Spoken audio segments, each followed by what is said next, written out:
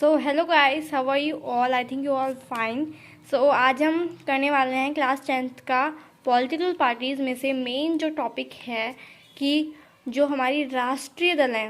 अब मैं आपको बताती हूँ कि मैं हिंदी में क्यों कर रही हूँ, बिकॉज इतने सारे चैनल्स हैं इंग्लिश के लिए, तो इंग्लिश मीडियम में तो इतने सारे चैनल्स हैं, लेकिन हिंदी वाले बच्चों के लिए बिल्कुल भी चैनल नहीं है। तो मैंने मेरा मीडियम तो वैसे मैं तो इंग्लिश मीडियम में हूँ, लेकिन हमारा थोड़ा गड़बड़ सिस्टम है। हमारी क्या है कि साइंस जो है हमारी वो इंग्लिश में है और मैथ्स भी इंग्लिश में है, बट एसएसटी जो है वो हमारी हिंदी मीडियम है। तो इसीलिए मुझे हिंदी में नोट्स बनाने पड़ते हैं। तो मैंने सोचा कि भैया मुझे नोट्स बनाने पड़ रहे हैं तो क्यों ना मैं जिन बच्चे जो हिंदी मीडियम में उनकी भी हेल्प कर देती हूँ। और ये टॉपिक जो है वो बहुत ज़्यादा एक खतरनाक टॉपिक मुझे लगता है। मुझे नहीं लगता, तो मुझे बहुत ईजी लगता है, लेकिन जब मैंने स्टार्टिंग में पढ़ा तो मुझे इतना हार्ड लगा, तो मैंने सोचा कि क्यों ना इस पर वीडियो बना देती हूँ। ठीक है, तो चलो स्टार्ट करते हैं। और अगर आपको वीडियो पसंद आए और आपको बिल्कुल समझ आ जाए तो प्लीज़ लाइक कर देना। और क्योंकि एक लाइक मुझे मोटिवेट करता है कि मैं और वीडियो बनाऊँ। ठीक है, तो without any further guys let's get started. तो आज हम पढ़ेंगे राष्ट्रीय दल। ठीक है, राष्ट्रीय दल आपको पता है कि राष्ट्रीय दल, ठीक है, राष्ट्रीय दल क्या आते हैं? जैसे कि आपके बीजेपी है, कांग्रेस है, जिसके बारे में आप सुनते रहते हो ना, ये सब राष्ट्रीय दल हैं। ठीक है, मैं आपको बताती हूँ इसके बारे में थोड़ा सा बताऊंगी कि जो विश्व के जो संघीय व्यवस्था वाले लोकतंत्र हैं उसमें दो तरह के राजनीतिक दल होते हैं। एक तो होते हैं राजनीतिक दल, मतलब एक तो होती है आपके स्टेट वाले दल होते हैं, और एक आपके वाले होते हैं पूरी कंट्री वाले, जिसे बोलते हैं आपको राष्ट्रीय दल। ठीक है, तो संघीय इकाइयों में से सिर्फ एक इकाई में अस्तित्व रखने वाले दल और या अनेक संघ की सभी इकाइयों में अस्तित्व रखने वाले दल। ठीक है, तो ये दोनों पार्ट जो हैं ये इसलिए ये इस चीज़ को बता रहे हैं कि जो संघीय जो बड़ी इकाइयाँ होती है उसमें सिर्फ एक इकाई वाले दल नहीं होते, उसमें बहुत सारी टाइप के दल होते हैं। यानी कि स्टेट के अलग दल होंगे, कंट्री के अलग दल होंगे, राष्ट्र अलग दल होंगे। तो इसमें क्योंकि अपना जो इंडिया है बहुत ज़्यादा ब्रॉड है, बहुत ज़्यादा बड़ा देश है, और सभी लोगों की फिर रिप्रेजेंटेशन कैसे मिल पाएगी अगर कुछ ही दल बनेंगे, इसलिए बहुत सारे दल बनते हैं। तो उसकी हम देखते हैं कि क्या करना पड़ता है दलों को। तो देश की जो हर पार्टी है उसको निर्वाचन आयोग में अपना पंजीकरण सबसे पहले करवाना पड़ता है। कोई भी पार्टी हो, चाहे राष्ट्रीय हो, चाहे राजनीतिक हो, चाहे स्टेट पार्टी हो, चाहे नेशनल पार्टी हो, तो सबको क्या करवाना पड़ता है? अपना पंजीकरण करवाना पड़ता है निर्वाचन आयोग में। उसके बाद क्या करता है, जो आयोग होता है वो सभी दलों को समान मानता है, भाई वैसे ही समान मानता है, लेकिन ये कुछ जो बड़े जो यानी कि जो आपके नेशनल पार्टी जो होते हैं उसको ये क्या करता है? विशेष सुविधाएं प्रदान करता है। ठीक है, और इन सब के जितने भी पार्टी होते हैं उन सबके अलग अलग चुनाव चिन्ह होते हैं। ठीक है, तो और जिनका प्रयोग पार्टी का अधिकृत उम्मीदवार ही कर सकता है। अब आप सोचते होगे कि भाई इतने सारे लोग होते हैं, सरकार भाई सब के सब जो अपना चिन्ह लगा के क्यों नहीं चलते? वो क्योंकि उसका वो यूज़ ही नहीं कर पाते अच्छी तरह।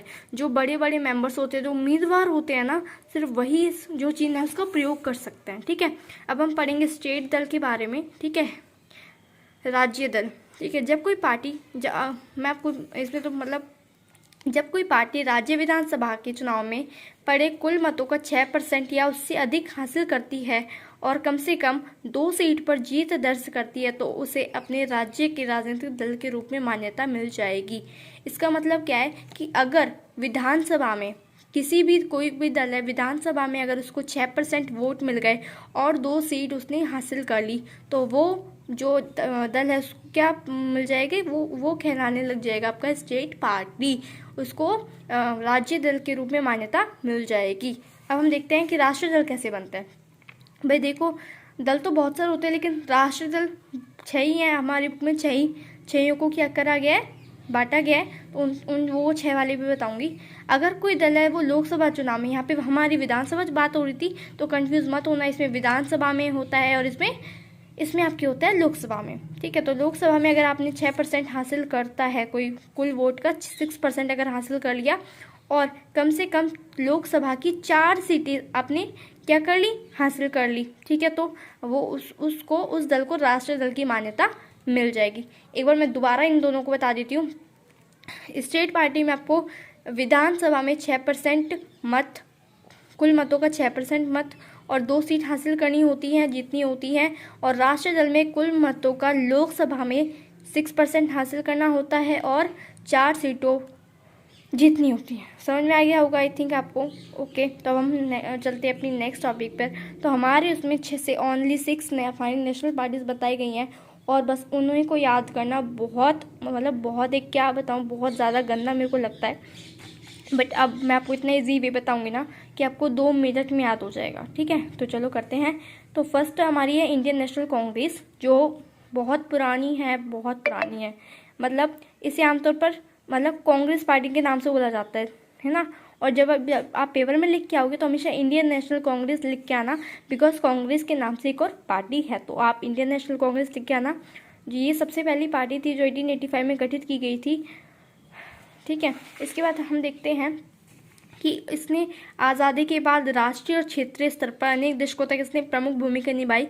भाई इसी मतलब जब आज़ाद हुआ था अपना देश तो यही वाली पार्टी थी, और उसके अलावा कोई पार्टी ही नहीं थी, तो इसी ने मुख्य भूमिका निभाई थी। जवाहरलाल नेहरू ने अगुवाई की थी, और ये बेसिकली गरीबी को प्रमोट करती है कि गरीबी को हटाओ, धर्मनिरपेक्षता, कमज़ोर वर्गों को प्रमोट करती है, घर ठीक है, अल्पसंख्यक समुदाय उसके हितों का मुख्य एजेंडा है, और इसे लगातार जीतती आ रही है 1885 से। और इसने कम मार खाई 2014 की लोकसभा में पार्टी है, और वो विभाजित विपक्षी दल के रूप में अभी भी प्रेजेंट टाइम में विपक्षी दल बनी हुई है। तो देख लो आप 1885 से 2014 में इसने पीछा छोड़ा, बिकॉज लोग अब देखो जिसने आपको इतनी मेहनत करवाई है मतलब स्वतंत्रता दिलाने में, तो लोग तो उसी को वोट देंगे ना, तो इसलिए 2014 तक कितनी देर तक चली। उसके बाद आपकी आई भारतीय जनता पार्टी, जिसको बोला जाता है बीजेपी। ये बेसिकली 1951 में श्यामा प्रसाद मुखर्जी के द्वारा गठित की गई थी।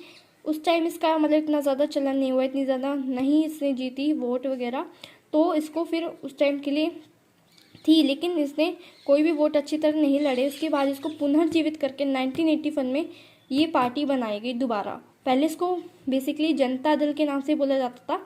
1951 में जब बनी थी इसको जनता दल के नाम से जाना जाता था, लेकिन जब 1980 में बनी तो इसको भारतीय जनता पार्टी के नाम से जाना जाने लगा। और ये भारतीय राष्ट्रवाद राजनीति की इसकी अवधारणा में जो संस्कृति जो राष्ट्रवाद यानी मतलब ये बेसिकली है ना हिंदू को बिलीव करती है, हिंदुइज्म में बिलीव करती है, और मतलब ये नहीं चाहती कि आप धर्म परिवर्तन करो, आपका जो धर्म है उसको मान्यता ये देती है। और इसने बेसिकली इसने जब ये पार्टी थी, जब वो नेशनल पार्टी नहीं बनी थी, तो इसने कहा था, इसने अपनी नीति में कहा था कि हम क्या करेंगे, अगर हमारी पार्टी आती है तो हम क्या करेंगे, हम जम्मू कश्मीर को क्या देंगे, एक आइडेंटिटी दे देंगे।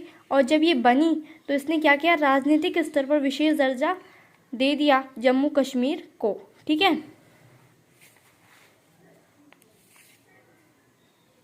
समान नागरिक संहिता बनाने और धर्मात्मक रोक लगाने के पक्ष में है कि नागरिक संहिता आप मत दो, समान मत दो, ठीक है, इक्वल मत तो करो। और इसमें दक्षिण पूर्व पूर्वोत्तर और ज़्यादातर ग्रामीण देशों में अपना आदर बढ़ाया है। और इसने 2014 में अपनी 282 सीट जीती हैं, और अभी भी वो नेतृत्व कर रही है, और वो गठबंधन की सरकार बनाए हुए हैं अभी भी, जिसको एनडीए बोलते हैं, राष्ट्रीय एंड नेशनल डेमोक्रेटिक अलायंस, और जिसको हिंदी में बोला जाता है राष्ट्रीय जनतांत्रिक गठबंधन। तो अब हम आगे देखते हैं। अब हमारी है थर्ड पार्टी, जिसका नाम है बहुजन समाज पार्टी। उसके बाद जो बहुजन समाज पार्टी है उसको स्वयं काशी राम के नेतृत्व में क्या करी गई थी, 1984 में उसका गठन हुआ था। और ये बेसिकली दलित, आदिवासी, अल्पसंख्यक जो पिछड़ी जातियां हैं वो शामिल हैं इसमें, धार्मिक अल्पसंख्यक है, राजनीति, सत्ता प्रयास, इन सबको ये बेसिकली प्रमोट करती है, इन सबको आगे बढ़ाती है, उन सब हित के बारे में सोचती है। तो दलित और कमजोर वर्ग के कल्याण के और उनके हितों की रक्षा के मुद्दों पर ज़्यादा सक्रिय है ये। और इस पार्टी का मुख्य आधार है वो यूपी, एमपी, छत्तीसगढ़ और दिल्ली, पंजाब में दिखता है। अभी राजस्थान में तो इसका कुछ नहीं है, लेकिन यूपी, मध्य प्रदेश में जाओगे, छत्तीसगढ़, दिल्ली, पंजाब में बहुत ज़्यादा ताकतवर है।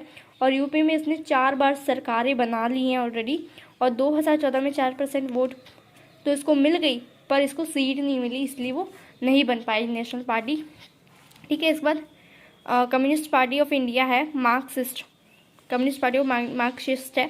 2 पार्टियाँ हैं बेसिकली, एक तो है आपकी कम्युनिस्ट पार्टी ऑफ इंडिया और एक है आपकी communist party of India Marxist. और पहले हम मार्क्सिस्ट वाले में पढ़ेंगे। तो इसको 1964 में स्थापित की गई थी ये, और इसका बेसिकली मार्क्सवाद लेनिनवाद में आस्था, यानी कि ये बेसिकली रेडिकल को बिलीव करती, कंजर्वेटिव है, मतलब ये ज़्यादा जो मतलब कि पुरानी चीज़ों में ज़्यादा बिलीव रखती है, ठीक है, नई चीज़ों को प्रमोट नहीं करती इतने। और ये समाजवाद, धर्मनिरपेक्षता, लोकतंत्र के समर्थक और इन सब की विरोधी है कि आप ये मत करो मत करो मत करो। और ये पार्टी जो है भारत में सामाजिक आर्थिक न्याय का लक्ष्य साधने में लोकतांत्रिक चुनाव को सहायक और उपयोगी मानती है। और ये यहाँ पे तो नहीं दिखती है CPI, मतलब CPI इधर तो नहीं है, लेकिन ये बेसिकली ईस्ट में ज़्यादा पॉपुलर है, यानी कि पश्चिम बंगाल, केरल, त्रिपुरा में इसने बहुत मजबूत आधार अपना बना रखा है। और पूंजी और सामानों की मुक्त आवाजाही की अनुमति देने वाली नई आर्थिक नीतियों की आलोचक है। मतलब ये बेसिकली इक्विटी में बिलीव कर रखती है, इक्वलिटी में नहीं रखती है। बहुत दोनों में डिफरेंस है, कैसे बता देती हूँ। इक्विटी मतलब कि जो लोग जितना चाहते हैं उसको उतना दो, और इक्वलिटी होता है इन सबको समान दो। तो ये चाहती है कि इक्विटी में बिलीव रखती है, यानी कि जो लोगों को जितना चाहिए आप उसको उतना दो, ठीक है। और ये पश्चिम बंगाल में लगातार 34 वर्षों से शासन कर रही है। अब बात आती है communist party of the India, CPI, ठीक है। तो 1925 में इसका गठित हुआ था। पहले ये communist party of the India थी, लेकिन बाद में 1964 में ये अलग हो गई थी, ठीक है। तो दोनों का जो एजेंडा था वो भी सेम है, मार्क्सवाद लेनिनवाद में दोनों बिलीव रखती हैं। इन दोनों में डिफरेंस ये है कि ये थोड़ी कम रेडिकल है, यानी ज़्यादा बिलीव नहीं रखती है रेडिकल में, लेकिन ये थोड़ी ज़्यादा कंजर्वेटिव है, रेडिकल है, ठीक है। और ये मतलब अलगाववादी और सांप्रदायिक ताकतों की विरोधी है, ठीक है। संसदीय लोकतंत्र को मजबूत वर्ग है, सॉरी, ठीक है। किसान और गरीबों के हितों को आगे बढ़ाने का मतलब कि किसानों को और गरीब लोगों को आगे बढ़ाना चाहती है। 1964 में फूड, जिसने APPB केरल, तमिलनाडु में ठीक ठाक स्थित है। और 2014 में लोकसभा चुनाव में 1% से कम वोट और एक सीट हासिल की थी, तो ये हार गई थी। उसके बाद हम देखते हैं नेशनल कांग्रेस पार्टी। तो अब हम बात करने वाले नेशनलिस्ट कांग्रेस पार्टी की। तो जो कांग्रेस पार्टी है उसके मतलब विभाजन के बाद 1999 में पार्टी बनी थी सबसे पहले। मतलब नेशनल कांग्रेस पार्टी मतलब पहले तो बनी आपकी इंडियन नेशनल कांग्रेस 1885 में, लेकिन 1999 में क्या हुआ, एक पार्टी थी वो अलग हो गई, नेशनल कांग्रेस पार्टी के नाम से एक जाने लगी। इसमें भी मतलब सेम ही थे, लोकतंत्र को ये बढ़ावा देती थी, संघवाद में आस्था रखती थी, और ये गांधीवादी धर्मनिरपेक्षता का भी पालन करती थी। उसके तरफ वो मतलब कि उसका पालन करती थी, ठीक है, उसको हेल्प करती थी, मतलब लोगों में इसमें विश्वास था उनका, ठीक है। भारत में जन्मे नागरिकों के लिए प्रमुख पदों को आरक्षित करना चाहती थी, मतलब कि अगर भारत में जितने भी लोग हैं उनकी सीटें आरक्षित होनी चाहिए। ऐसे नहीं है कि किसी को ज़्यादा मिल रहा है तो किसी को कम सीटें आरक्षण मिल रहा है, तो इस टाइप से नहीं होना चाहिए। और महाराष्ट्र में ज़्यादा ताकत, मतलब महाराष्ट्र में बहुत ज़्यादा इसको सपोर्ट करते हैं लोग। मेघालय में, मणिपुर, असम में बहुत ज़्यादा ये नेशनल कांग्रेस पार्टी चल रही है उधर। अब हम आगे देखते हैं कांग्रेस के साथ महाराष्ट्र सरकार में भागीदारी, मतलब बहुत ज़्यादा महाराष्ट्र में बहुत ज़्यादा है, सब लोग इसको सपोर्ट करते हैं। 2004 में संयुक्त प्रगतिशील गठबंधन में साझेदार, मतलब 2004 में भी इसने क्या करा था, संयुक्त प्रगतिशील गठबंधन में क्या करा था, इसने बनाई थी, अपनी सरकार बना ली थी। तो बच्चों ये मतलब बच्ची नहीं, आप तो मेरी क्लासमेट्स ही हो, तो यहाँ पे मैंने अपना जो पूरा का पूरा मैंने आपको करवा दिया है, पूरा जितनी भी आपको प्रॉब्लम आती थी जो बेसिकली इसी पार्ट से आती थी, तो मैंने हर एक पॉइंट को नोट करना है, नोट किया है। अगर आप ये नोट्स पढ़ रहे हो तो आपको बुक से पढ़ने की बिल्कुल ज़रूरत नहीं है ये टॉपिक तो। और अगर आप चाहते हो कि मैं पूरी मतलब इस चैप्टर की पूरी नोट्स एक बार मैं आपको रिव्यू करा देती हूँ फिर से, मैंने कहाँ से पढ़ा था। और अगर आप चाहते हो कि मैं मतलब पूरे नोट्स आपको दोबारा बता दूं या फिर दोबारा करवा दूं या फिर ये पूरा चैप्टर करवा दूं, या फिर अगर आपको ओनली नोट्स चाहिए, नोट्स की PDF चाहिए, तो प्लीज़ मुझे कमेंट में बता देना, ठीक है। और जो भी मुझे फर्स्ट कमेंट करता है उसका मैं नाम लूँगी अपनी अगली वीडियो में। सो ये है अभी तो आई थिंक मैंने बस यहाँ पर हमारा टॉपिक ख़त्म है। और अगर आपको ये पसंद आएगा तो प्लीज़ इसको लाइक कर दीजिएगा, और जिसका भी फर्स्ट कमेंट आएगा मैं उसका नाम अपनी अगली वीडियो में पक्का से पक्का बताने वाली हूँ। ओके, तो bye bye guys.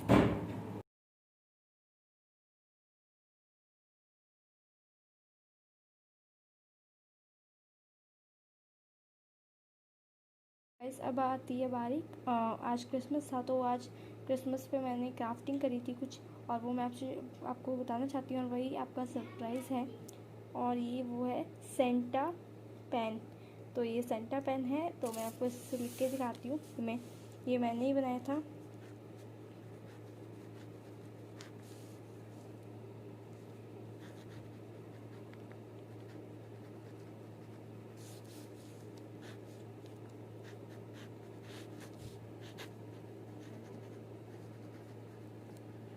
So guys इससे लिखा जाता है मतलब। और ये था जो मैं अपनी सिस्टर को गिफ्ट देने वाली हूँ, ये गिफ्ट। तो आप बताना कि ये सरप्राइज़ आपको कैसा लगा। ओके, तो happy Christmas to all and bye bye. Thank you for watching the video till the last. Bye bye.